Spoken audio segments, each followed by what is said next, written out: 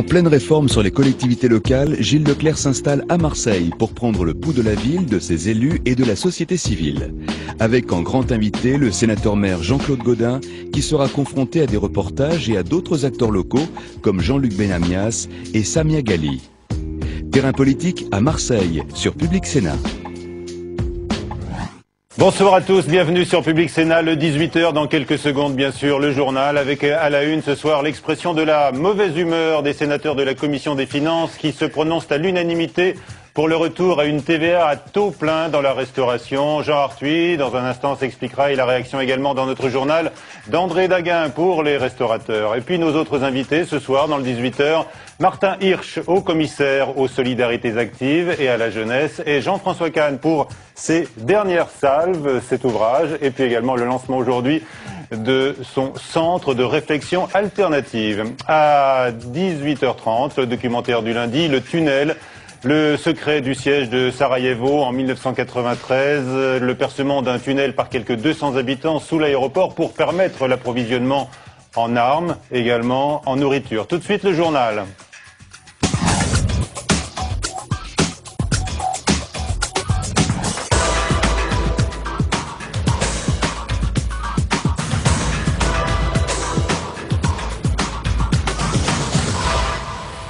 Le 18h, toute l'actualité politique et parlementaire de ce lundi 23 novembre. Voici les titres.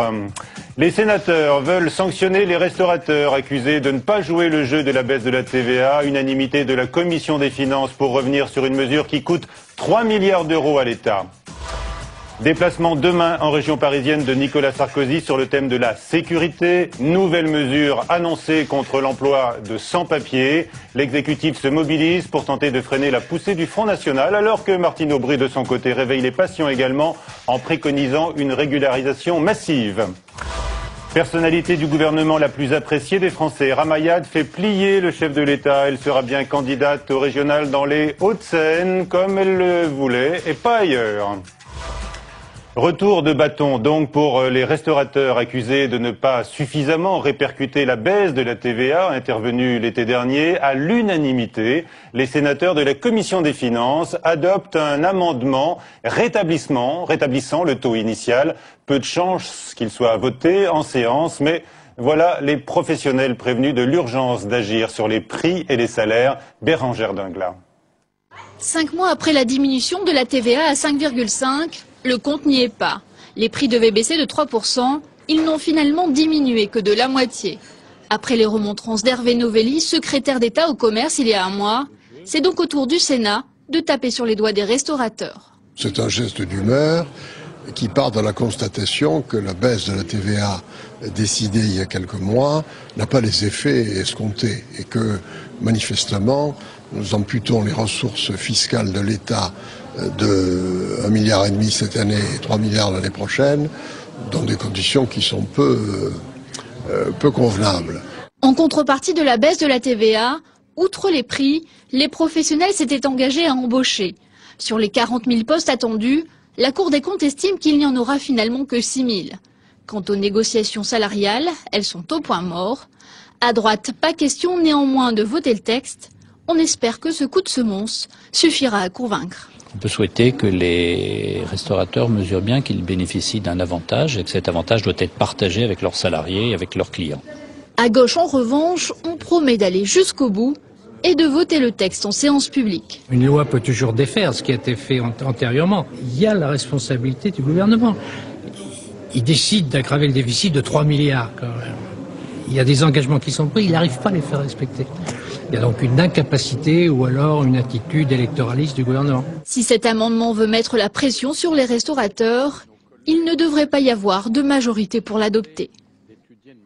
Et dans un instant, donc je vous le rappelle, Jean Arthuis s'expliquera sur le vote de cet amendement. Le chef de l'État défend sans remords, dit-il, la fusion ANPE-ACDIC, mais se dit ouvert à des renforts d'effectifs pour faire face à l'afflux de chômeurs. Chaque conseiller de Pôle emploi doit aujourd'hui s'occuper de plus de 90 demandeurs d'emploi, alors que l'objectif fixé par la réforme était de 30 à 60. Nicolas Sarkozy qui effectuera par ailleurs demain une visite de terrain sur le thème de la sécurité en Île-de-France. Laurent Fabius accuse aujourd'hui la droite de ressortir le triangle insécurité, identité et immigration en vue des régionales. Mais Martine Aubry a également repris le thème de l'immigration en prônant des régularisations massives. À droite comme à gauche, on observe la poussée du Front National avec le risque ou l'aubaine de triangulaire au second tour. Sophie Normand. Pour la première fois depuis l'élection de Nicolas Sarkozy, le parti d'extrême droite regagne du terrain dans l'opinion. La crise économique est passée par là, sans compter les dernières polémiques au sein de la majorité. Marine Le Pen a su en profiter. Le dernier baromètre Opinionway crédite le FN de 9% des intentions de vote pour les régionales de mars prochain. Dans 8 à 10 régions, il pourrait même se maintenir au second tour, provoquant des triangulaires. Conséquence, la droite réagit et remet au premier plan la lutte contre l'insécurité et l'immigration clandestine. La droite nous fait le coup toutes les fois. Donc il n'y a pas de raison que cette fois elle soit différente. On la retrouve telle qu'elle est, c'est-à-dire agitant les peurs, l'épouvantail, l'autre qui est l'étranger. Une triangulaire au second tour serait un scénario catastrophe pour la majorité, car il illustrerait la réapparition de l'extrême droite, dont la majorité se croyait débarrassée. L'éparpillement des voix à droite pourrait surtout conduire à la victoire de la gauche dans ces régions, comme ce fut le cas lors des régionales de 2004. De son côté, le PS excite les passions et appelle à une large régularisation des sans-papiers, une proposition stupide et dangereuse, selon le porte-parole de l'UMP, Frédéric Lefebvre. Le Parti socialiste ne voulait pas s'engager dans le débat sur l'identité nationale. Je pense que les Français seront heureux d'apprendre que leur contribution au débat sur l'identité nationale, c'est la régularisation massive des étrangers dans notre pays. Bravo au Parti socialiste qui, visiblement, n'a pas compris qu'être seul dans le monde à gauche à penser ça, c'est qu'il y a sans doute un problème. Sur le déclin depuis 2007, le FN pourrait prouver avec les régionales qu'il n'a pas encore disparu du paysage politique. Début de l'audition à huis clos de 17 anciens ou actuels dirigeants de ADS soupçonnés de délit d'initié par l'autorité des marchés financiers. Ils sont soupçonnés de s'être enrichis en vendant leurs actions alors qu'ils avaient connaissance des retards de l'A380. Noël Forgeard, au centre de cette affaire, s'est dit serein. 9 enseignes de la grande distribution doivent répondre à partir d'aujourd'hui de pratiques abusives. Bercy est en effet à l'origine de ces poursuites devant le tribunal de commerce. Fabrice Cunet. Le coup est rude pour les enseignes de la grande distribution. Alors que débutent les négociations sur les prix avec leurs fournisseurs, 9 sont déférés devant les tribunaux de commerce pour pratiques abusives. Une telle procédure est une première. Il y a un an, la loi de modernisation de l'économie, dite LME, devait rééquilibrer ses rapports commerciaux. Aujourd'hui, Bercy durcit le ton. Je ne pense pas que ce soit une conséquence directe de la LME, puisque l'arsenal répressif existait déjà, mais en revanche, ce qui est clair, c'est qu'il y a une volonté gouvernementale, il y a à peu près 2 ans, de faire bouger les choses dans le secteur de la grande distribution. Donc il y a une mission qui a été donnée à Bercy, d'aller regarder concrètement les contrats entre fournisseurs et distributeurs. 400 contrats ont ainsi été étudiés par les services de la DGCCRF. Plusieurs centaines auraient des clauses litigieuses. Certaines voix, même au Parlement, parle d'échec de la LME à moraliser ses rapports commerciaux et réclame une nouvelle loi. Un nouveau bras de fer s'annonce. Il y a un lobby qui est fait par certains industriels pour revenir dessus et remettre en cause ce qu'on a appelé la négociabilité. Et nous, nous disons attention, on a déjà réformé 5 fois ce texte. Là, on est revenu à une situation qui ressemble à peu près à ce qui se passe dans d'autres pays européens. C'est pas le moment de changer à nouveau. Les procès qui s'ouvrent aujourd'hui seront longs, mais la grande distribution risque gros, 2 millions par infraction, voire la restitution de 3 fois les sommes indûment payées par leurs fournisseurs. Notons ce soir une autre polémique. L'enseigne Leclerc est disqualifiée pour parler de santé, estime le syndicat des pharmaciens USPO, après la nouvelle offensive publicitaire du distributeur pour vendre des médicaments non remboursés par la sécurité sociale. La suite du 18h, oui ou non au retour à la TVA au taux plein dans la restauration.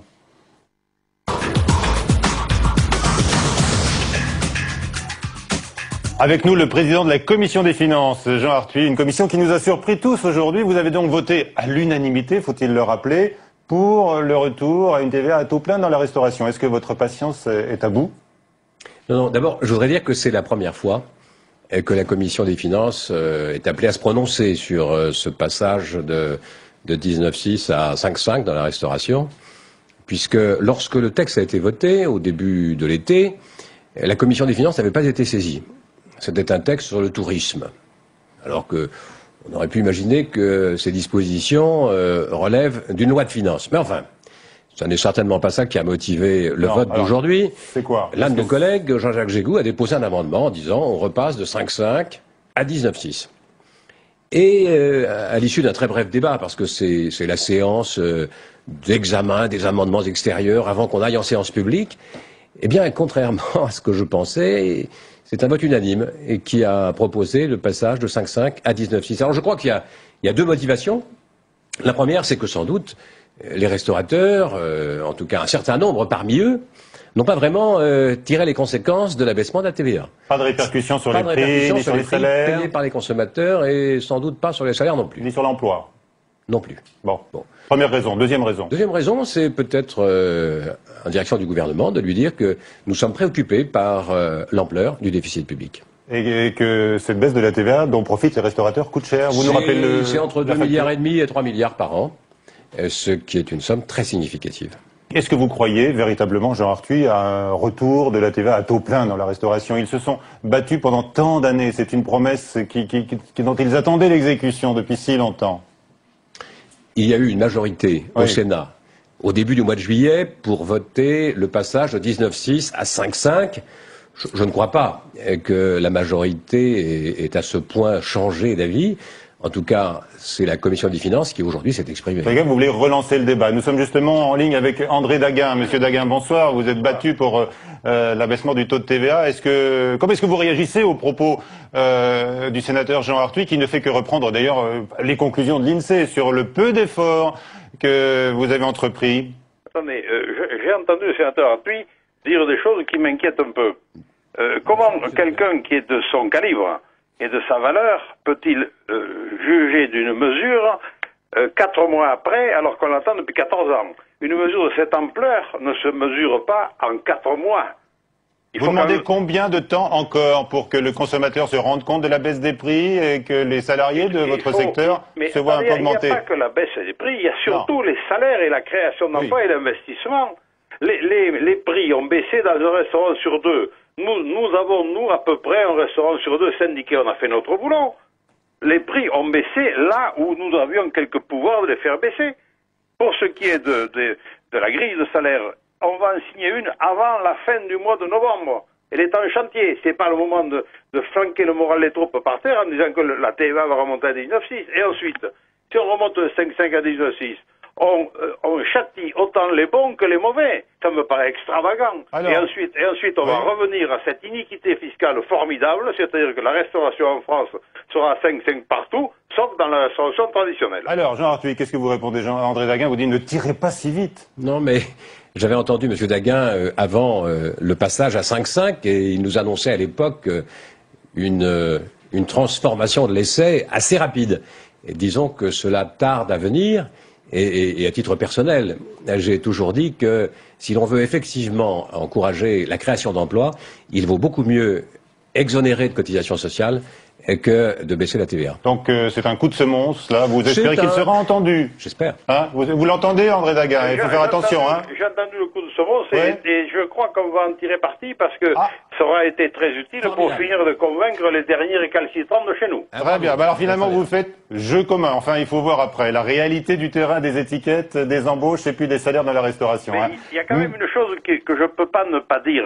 J'ai assez de la chasse aux restaurateurs est ouverte. Il faut pas être homophobe, il faut pas être raciste, mais on peut être anti-restaurateur. J'en ai assez. Non, on aime les restaurateurs et Jean Arthuis également. On les aime bien, monsieur. On les aime. Vous les aimez bien quand ils paient cher et qu'ils déposent leur bilan. Est-ce que vous vous rendez compte que la restauration est le secteur qui a le plus déposé le bilan depuis 10 ans? Hélas. Voilà. Ça n'est pas le seul. Vous n'êtes pas le seul, vous répond Jean Arthuis. Courage à vous et on aime les restaurateurs. On est le plus fort en dépôt de bilan. Merci à tous les deux. Jean Arthuis, vous allez céder votre place à Martin Hirsch qui fait son entrée dans ce studio. Maintenant, c'est la suite du 18h. 3 questions A.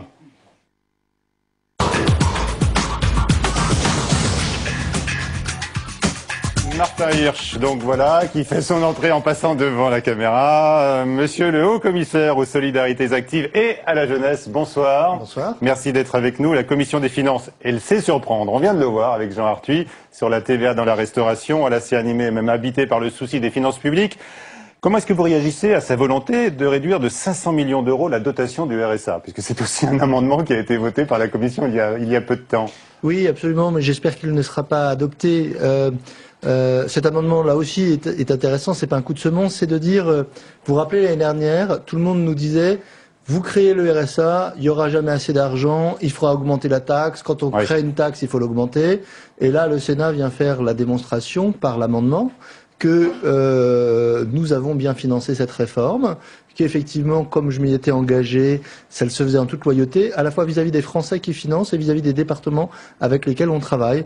Et donc, je pense que j'expliquerai ça très calmement au Sénat, et je suis sûr que, quand j'ai eu plein de contacts avec les sénateurs pour en discuter, que cet amendement ne passera sera pas en séance, adopté. Comme voilà. le sujet qui nous occupait précédemment. Néanmoins, vous dites que vous avez bien financé cette mesure importante, bien sûr, mais vous l'avez peut-être trop financée, puisque les sénateurs estiment qu'il y a un excédent de quelques 500 millions d'euros qui veulent reverser là également dans le budget. Oui, alors on aura un bon usage de cet argent. En fait, le RSA est une réforme nouvelle, très importante. L'ensemble du RSA, c'est 10 milliards d'euros, pour lequel on a créé une taxe qui rapportait 1,5 milliard d'euros supplémentaires chaque année. Le RSA monte en charge. Donc on avait prévu que quand il serait dans l'exercice suivant, on risquait d'être un petit peu en déficit. Donc on avait prévu un excédent pour pouvoir ne pas avoir augmenté la taxe l'année prochaine. Et cet excédent, vous voulez le garder par devers vous, alors? Non, l'excédent, je veux qu'il continue à pouvoir aller dans les poches des personnes en difficulté, des salariés modestes, et qu'on n'ait pas à prélever une autre taxe sur les Français, sur les revenus financiers. Et je veux être en toute sécurité. Par exemple, vous savez, cette taxe, elle vient sur les revenus financiers. On m'a dit quand la bourse va baisser, est-ce que vous allez être en difficulté? Voilà. Donc on essaie de gérer les choses bien. Vous avez le privilège d'être un petit peu... Ouais, bon, c'est un privilège dans le contexte actuel. Je pense pas que le RSA s'applique à des gens qui sont D'accord, mais je parle de votre position. Vous pouvez gérer avec une certaine largeur. Non, pas avec une largeur, avec une certaine vision, avec une certaine perspective. Alors, ça nous permet d'ailleurs de ne pas affoler et de pouvoir tranquillement financer l'extension du revenu de solidarité active aux moins de 25 ans sans difficulté, etc. Voilà, c'est une réforme bien financée. Je pense que c'est une réforme exemplaire de ce point de vue-là. Est-ce que c'est une réforme qui connaît une lente montée en puissance, comme on le dit parfois? Alors, au cours des 3 ou 4 premiers mois, il y a à peu près entre 350 et 400 000 nouveaux bénéficiaires du RSA. Pour vous donner un ordre de grandeur, la réforme précédente des minima sociaux, le RMI, comptait 100 000 nouveaux allocataires par an. Donc nous pensons qu'en un an, nous devons atteindre à peu près l'ensemble des gens qui sont concernés. Voilà, là aussi... Sans affolement. Alors Martin Hirsch, vous vous êtes mobilisé ces derniers temps pour le service civique, qui a d'ailleurs été voté à l'unanimité. Presque à l'unanimité, est-ce que vous y voyez une réponse au mal-être d'une partie de la jeunesse avec l'identité nationale? Autre question, est-ce que vous avez été surpris, voire choqué par l'allégresse de jeunes Français immigrés de 3e ou 4e génération que l'on a vu descendre dans la rue pour fêter la victoire, la qualification de l'Algérie au mondial de foot? Vous avez été choqué quand vous avez vu des Algériens descendre dans la rue en Algérie pour fêter la victoire de la France au mondial en 98? Il y avait la réciproque à ce point pour vous. Vous vous rappelez? Oui. Vous vous rappelez moins bien. Voilà, c'est plus ancien. Là, pour parler d'identité, il faut avoir de la mémoire. Moi, je me souviens en 98 que les Français étaient fiers de voir dans des pays avec lesquels ils étaient liés, comme l'Algérie, d'avoir vu des tas d'Algériens descendre dans la rue fêter la victoire de la France. Voilà. Donc, je trouve, je trouve que au moment où on parle de l'Union Europe-Méditerranée, qu'on puisse avoir un lien affectif avec le pays dans lequel sont nés ses parents ou ses grands-parents. Je sais pas, ça me choque pas, voilà, et de la même façon que des Algériens trouvent un lien affectif avec le pays dans lequel sont partis éventuellement leurs cousins, leurs frères ou leurs sœurs, ça me choque pas personnellement. Alors vous avez émis des réserves sur ce débat qui est lancé par le gouvernement sur l'identité nationale, que craignez-vous? Non, j'ai simplement dit au tout début que ça serait certainement un débat 100% politique. Oui. Je crois pas mettre. Et là, ça se précise, parce qu'on connaît à peu près la nature des questions, que doivent traiter les préfets, que doivent poser les préfets. Oui, tout le monde, voilà. Moi, j'ai dit que j'ai dit que ça serait certainement un débat extrêmement politique. On le voit, moi je suis pas un spécialiste de la politique, donc du coup, je m'en mêle peu. Et voilà, je disais que peut-être qu'il était important pour un certain nombre de personnes que dans mon travail quotidien, avec les jeunes, avec les gens en situation de précarité, je ne perçois pas un trouble de l'identité, mais je n'ai pas le monopole de cela. Voilà. Donc vous estimez que ce débat n'est pas utile ni nécessaire?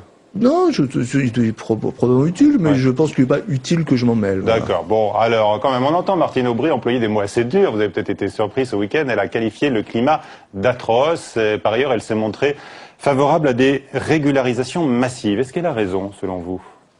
Oh, je trouve pas que de qualifier le climat d'atroce me paraît convenir avec un climat qui peut être difficile, qui est tendu, mais si vous voulez, moi, qui ai une place un tout petit peu particulière, je trouve qu'il faut se mettre sur un autre plan. Je trouve que toutes ces questions extrêmement difficiles, sociales, d'immigration, de pauvreté, toutes ces grandes questions d'angoisse, parce qu'elles sont très difficiles à traiter, ne doivent pas se traiter en se montant les uns contre les autres, ou dire que tout ce qui vient de la droite serait honni, tout ce qui vient de la gauche serait béni, ou réciproquement. Je ne sais pas faire cela. Alors je comprends qu'il y a des gens qui ne peuvent se positionner que par rapport à l'adversité vis-à-vis d'autres. Moi, je sais me positionner par rapport par une envie, par rapport à un projet, par rapport à un progrès, etc. Bah, pas forcément par rapport aux autres. C'est pour ça que je suis un peu un ovni dans le système. Oui. Mais vous tenez à le rester. Oui, je ne saurais pas faire autrement, vraiment. Alors, je rappelle que vous venez du mouvement associatif, Martin Hirsch. Qu'est-ce que vous pensez de la polémique lancée par Pierre Berger au sujet du Téléthon? Est-ce qu'elle est fondée, selon vous? Je trouve que l'appel à la générosité des Français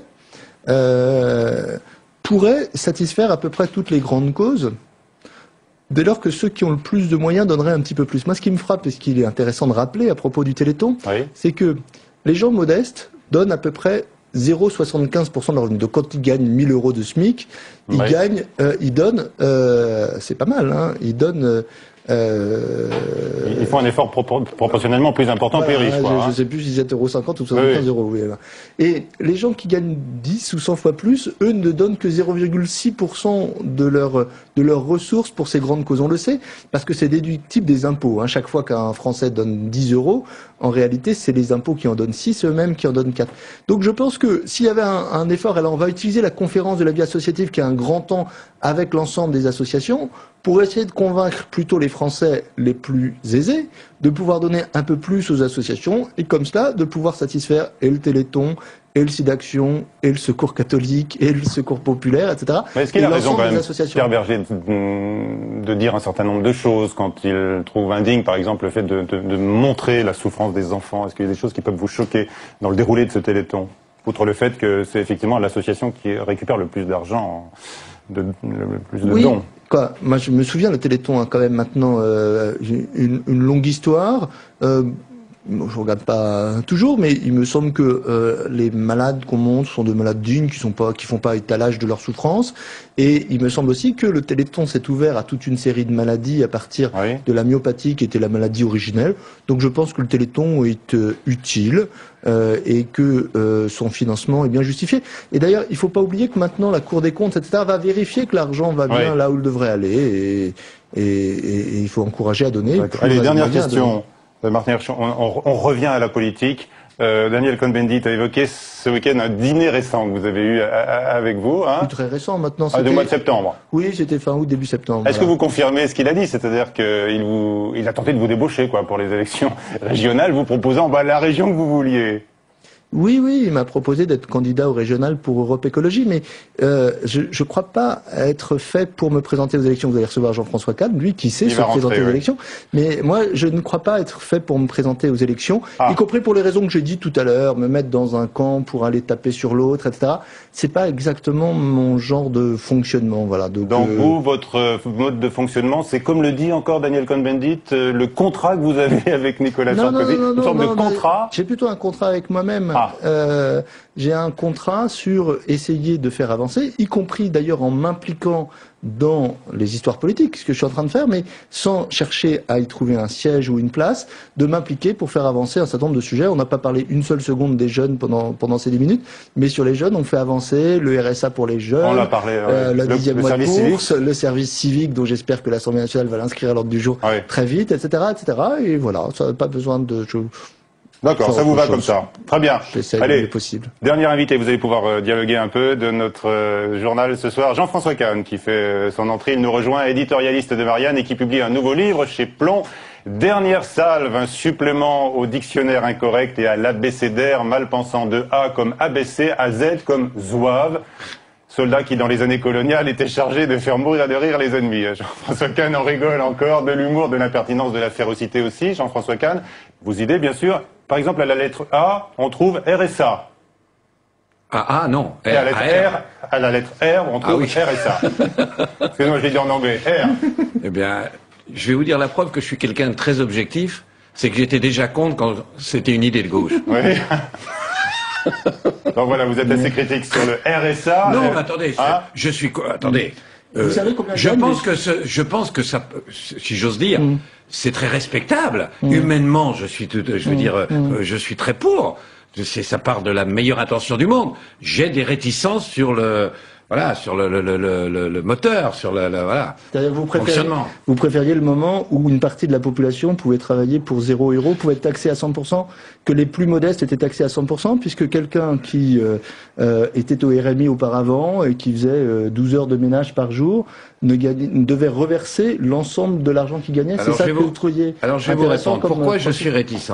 Évidemment, je reconnais une avancée, je reconnais de l'aspect avancé, mais je pense que d'abord ça va provoquer, je crains que ça va provoquer, parce qu'il y a eu des précédents, un formidable effet d'aubaine, et que ça va permettre, et ça va permettre à beaucoup d'employeurs de pouvoir multiplier les petits boulots non mal payés, dans la mesure où c'est les contribuables qui payent la différence. Évidemment, dans un monde parfait, ça serait formidable. Mais dans le monde dans lequel on est, je crains... Alors, et dans le monde imparfait, celles et ceux qui ont déjà des petits boulots, finalement, c'est le devenir qui tranchera. Mais je crains ça, que vraiment, il y a une multiplication de petits boulots très mal payés, et voilà, et on demande aux contribuables de payer. Dans votre livre, Jean-François Kahn, on retrouve vos cibles habituelles, certaines figures de la presse, certains politiques bien évidemment, les néolibéraux.